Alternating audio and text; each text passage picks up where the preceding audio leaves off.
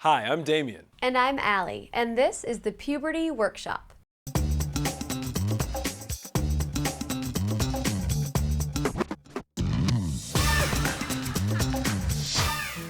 We're here with young people just like you to talk about puberty and how it affects the feelings and emotions of both boys and girls. Helping us out is Dr. Peter Vachel and Dr. Lisa Thornton. So far, we've learned about the physical changes that happen to boys and girls during puberty. We've learned that these changes are all a part of the process of growing up and becoming adults. But puberty is an important part of a longer period of time called adolescence. Unlike your changing body, changing emotions are not as easy to see, but you will feel them. Basically, becoming an adult means learning to understand yourself and your new feelings. Remember how puberty gets started? The changes that occur during puberty all begin with hormones. The brain signals the pituitary gland to produce a special growth hormone. This hormone sends a signal to the sex glands in girls and boys to begin puberty. Hormones tell these glands it's time to start doing their adult jobs. For boys, their testicles begin to produce sperm and testosterone, the male hormone. For girls, the ovaries begin to produce mature eggs and estrogen, the female hormone. We've talked about the physical changes of puberty, but we haven't talked yet about what's happening inside your head to your emotions.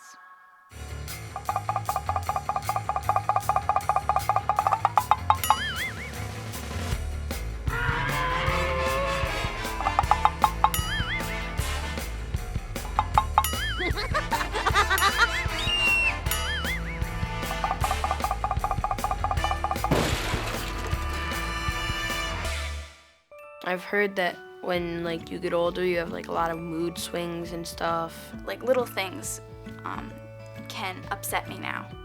I was eating ice cream and then my brother just started looking at me and then I just started bursting into tears. I just get hurt kind of at something that isn't really bad. It's sort of, I guess, an up-down situation. Hormones can really affect the way that you feel. They're in flux. You won't know that until suddenly you are feeling emotional about something that you did not expect to be feeling emotional about. You may have unexpected feelings of being anxious, being nervous, being teary. You may lose control. And you think, why is this happening to me? That's from your hormones at this point in your life.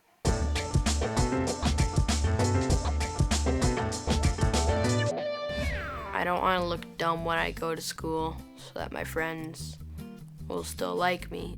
I probably change in the morning about 3 to 5 times. I definitely worry quite a bit about how my hair looks. These feelings are all normal for boys and girls. As you move through puberty, you're going to feel differently about a lot of things, starting with your body and how it looks. You're changing. And the thing is that you're not only changing in the way you look, but you're changing in the way you feel about the way you look. Sometimes I still think my body isn't the way it should be. I'm not as buff, or I'm too tall, or whatever. Yeah, I find I look at fashion magazines and wonder why I don't look like the models or the people on TV. Sometimes when I'm looking at magazines, I wish I had the girls in the magazines, their bodies. I saw these older boys at the pool who had six packs. I was wondering if I grew up, would I look like them or would I be different? Sometimes I'm happy about how I'm shaped, but sometimes I compare myself to maybe my classmates because they have more of an athletic figure. Human bodies come in many shapes and sizes, and particularly in puberty, there is no one right way to be. Everyone wants to know where they fit in. Am I like everybody else? Are other kids developing ahead of me or behind me? A constantly changing body can impact your self-confidence. Changes might make you feel awkward or embarrassed, or might make you proud of your new body. The key is that changes in your self-confidence, how you feel about yourself, are just a normal part of growing up. Changes during puberty can sometimes be a boost to your self-confidence. Your new body is stronger, faster, or changes might temporarily lower your self-confidence, like waking up with a pimple smack dab in the middle of your forehead. The key is that each one of you is following your own timeline, and no one is perfect, ever, during puberty or as an adult. So don't compare yourself to models on TV or in magazines. They have professional makeup, lighting, photography, airbrushing, all the tricks to make them look just perfect. In real life, They probably worry about exactly the same things you worry about. In fact, don't compare yourself to anyone. Your body is exactly at the right point of development for your body. Everyone gets through puberty and completes the transition to adulthood. Everyone's schedule is just a little different.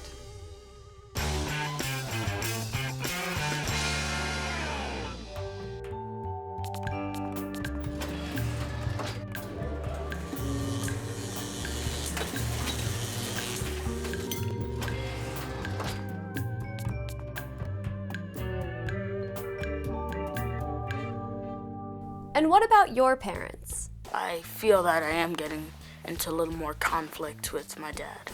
I have had more fights with my mom. I was in the shower once and my mom just barged in the door. I'm like, Mom, knock the next time. Every once in a while, my mom keeps trying to shrink me. She pushes down on my head, tells me to stop growing. I'm still being treated like a kid at home.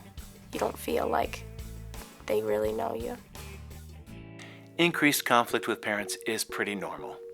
As a natural part of growing up, preteens start to question the boundaries set by their parents and other authority figures. Sometimes I want to go out to more adultish parties, like maybe one of my friends is having a party and I can't go, but I feel like that I should because I'm older.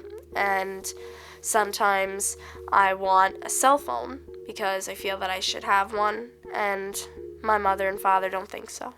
Your parents, too, are having to change how they see you. You might feel like you're a lot older on the inside, but they only still see the little child they knew.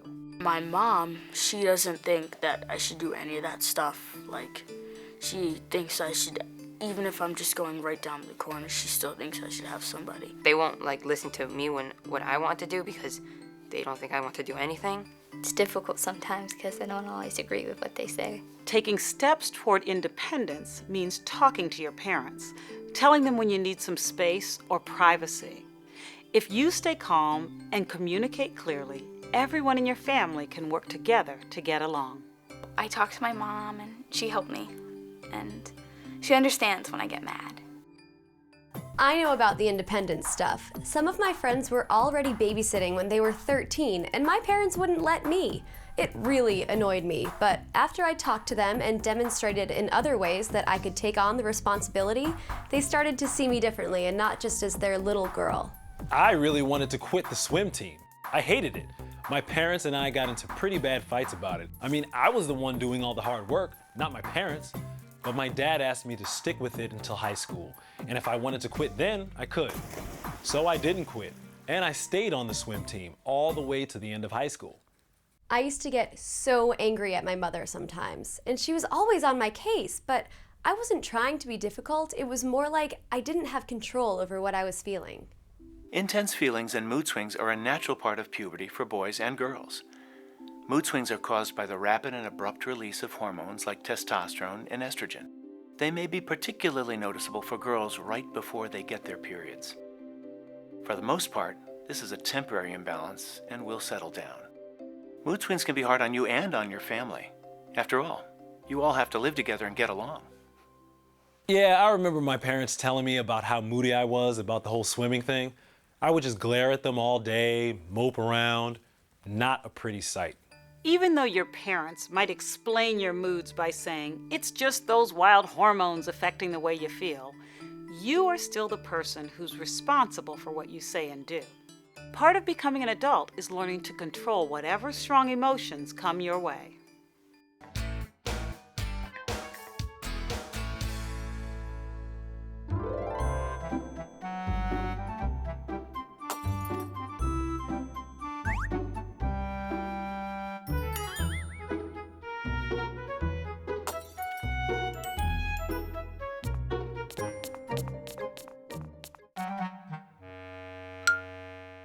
My friends sometimes will tell me like, oh, so-and-so likes you. I was thinking of liking her, but then she just got way too annoying. I really like him, and my friend does too. They're not like girls. I'm noticing that boys are not like girls at all.